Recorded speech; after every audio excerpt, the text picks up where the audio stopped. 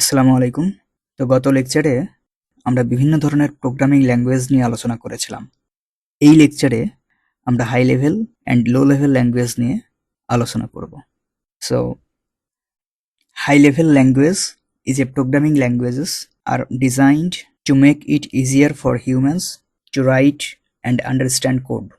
তো high level ল্যাঙ্গুয়েজগুলো design করা হয়েছে হিউম্যান রিডেবল করে, যেন সহজেই আমরা ডেভেলপাররা এগুলো ইউজ করে প্রোগ্রাম লিখতে পারি।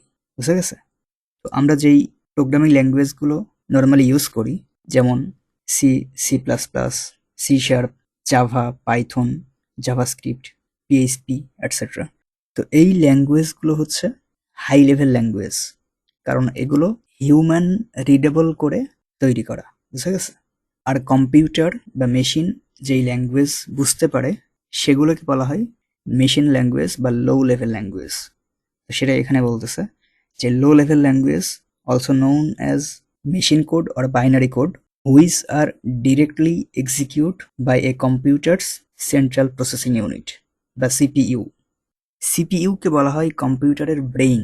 ওকে, তো এই মেশিন কোড বা বাইনারি কোডগুলো এক্সিকিউট হয় কম্পিউটারের সেন্ট্রাল প্রসেসিং ইউনিটে।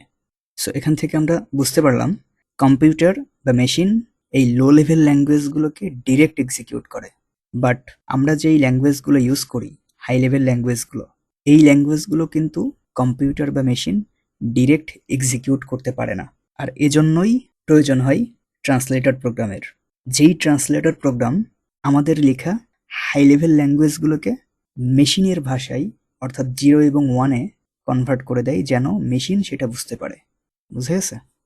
সো লো লেভেল ল্যাঙ্গুয়েজের এক্সাম্পল হচ্ছে বাইনারি ল্যাঙ্গুয়েজ, অ্যাসেম্বলি ল্যাঙ্গুয়েজ এগুলো।